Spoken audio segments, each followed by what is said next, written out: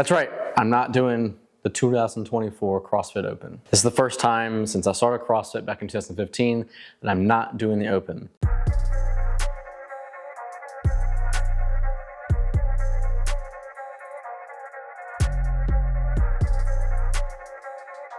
So I'm having surgery on January 29th, which is in 11 days from today of recording. Last video, we talked about what the injury was, how it happened through coaching, wrestling, and also the initial injury was from that CrossFit event where I was snatching 205. So after having an MRI done and after x-rays and talking with an orthopedic surgeon, essentially what we kind of came to the conclusion was there are three things that we need to address and repair. That first one being that labral tear. Essentially what they said is that I probably went into the competition with a minor labral tear. A lot of CrossFitters have, so any kind of shoulder instability or issues that you have probably stem from a labral tear, just from how much rotation that we have and how much hanging from a bar that we do in CrossFit. Having a minor labral tear is not the end of the world. So that was and is a fixable thing that you can do in PT. So we're just gonna clean that up once they get in there. So the second thing they're gonna do is fix the tear in the bicep. I have that accessory head, kind of that connection point, that's where it's torn. And so what they said, it's called a bicep tendinosis or tendinosis, where they're going to snip the bicep where it's connected, and they're going to reattach it to the humerus. Functionally, I'll be the exact same toward the ends of recovery. Aesthetically, it may look different. It may not be as long of a bicep as my right arm. It may just have a shorter bicep when you flex. And the third and the biggest thing that I didn't think about initially, but was probably what happened when the arm dislocated, my rotator cuff is torn pretty significantly.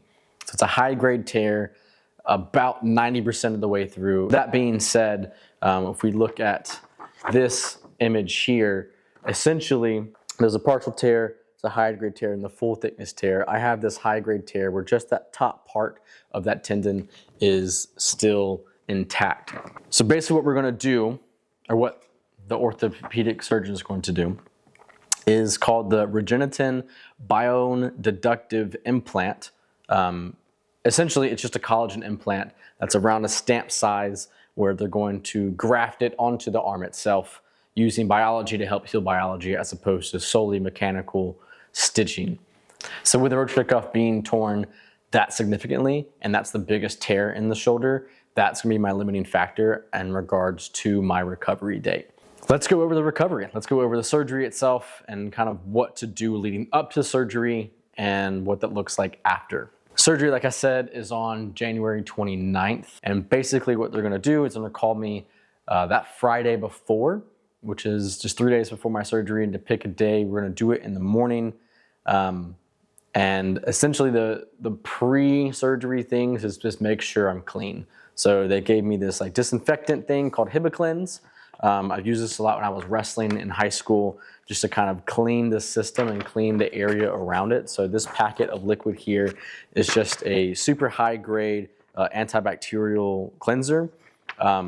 Essentially, so just make it clean the day before surgery and that morning of surgery, cleaning out everything there, using non-scented lotions or anything like that, just to kind of de-sterilize that area that they're gonna do surgery on, which is my left shoulder. Other things to make note of is if you do smoke or use tobacco, don't use tobacco or smoke the day before your surgery. So give that 24 hours to allow your body to completely be cleansed of that.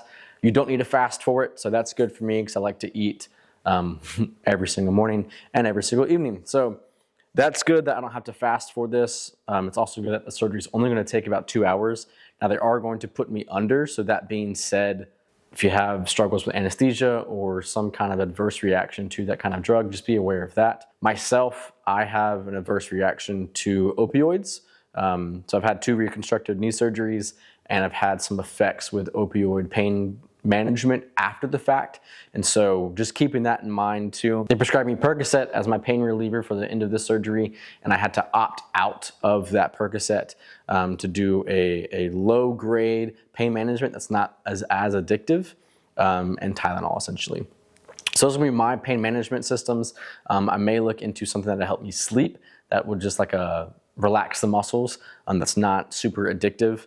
So that is something to also be aware of in regards to this surgery itself. Now, post-surgery, luckily I have parents that are going to pick me up from the surgery itself and take me back to their house to allow me to kind of recoup and relax for the next few days, as that second day right after surgery, or first day after surgery and second day are probably the most painful days. I'll be in this big kind of bubble sling that I'll show you guys here.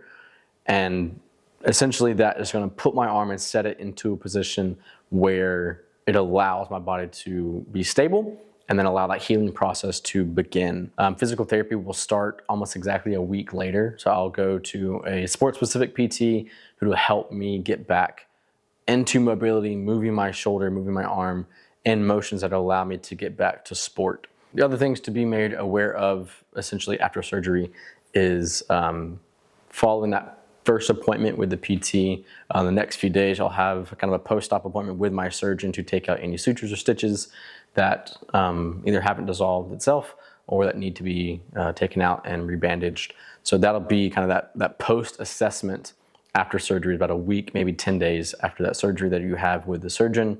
That being said, kind of the start of this video is I'm not doing the CrossFit Open this year. I will be pretty much without a left side of my body for the next 6 weeks. And then post 6 weeks, it'll really start that rehab process. But that first 6 weeks after surgery, so essentially all of February into March. So February and March, I'm pretty much out of commission when it comes to using the left side of my body, particularly the upper half. So that's unfortunate because I'll miss the CrossFit Open, CrossFit quarterfinals, and potentially making it to semifinals this year. It's very upsetting that I won't be able to do it, as last year and all the years in the past, the CrossFit Open has been a great litmus test to kind of see where I am physically and just have a fun time with friends. Hopefully I'll be able to still use my right arm and take photos and take videos of not only my gym, but some other gyms in the area to kind of highlight their CrossFit Open journey into quarterfinals, maybe even follow an athlete or two. So I'll keep that up on my Instagram so you guys can see who I'm working with, who I work out with, some coaches and athletes in the area of Greenville, South Carolina. I was talking with some friends the other day and setting goals for myself realistically. I don't think I'm going to be snatching or overhead squatting or doing kipping muscle ups or bar muscle ups or anything like that by the end of this year. My end of the year goal is really just to hang from a pull-up bar and maybe do one pull-up. That's kind of mentally where I'm setting myself, because that big position is I can't move my arms past here without a lot of pain and instability. So being able to hang from a pull-up bar and kind of get my head through the hole, reaching full range of motion in my shoulder, is something that I really want to get back to. And I think that is achievable by the end of the year. So we'll see where it goes. I also posted on my social media the other day about any other supplemental recovery tools, i.e. peptides or PRP injections or stem cells or things like that. And so I'm wanting to reach out to California Peptides, as I watch a lot of the Savan podcast and Andrew Hiller, and they had great success in their recoveries, not only with Alexis's hip dysplasia surgery, but also Savan's elbow and back, as he has kind of dealt with some injuries there. So I'm very interested in some peptides. So I'll keep you guys updated on that process as well. We'd love to document that as much as possible. Kind of learn not only through Hiller's experience of using peptides and his TRT injections, but I'm really wanting to focus on the health benefits and recovery benefits of like a BPC 157 and maybe potentially some other peptides to allow that healing process not only to expedite, but to allow myself to feel better as it does heal. Yeah, looking forward to starting the process of recovery and seeing how long it's going to take me to get back to a state of normalcy without further injury myself. Stay tuned for more updates.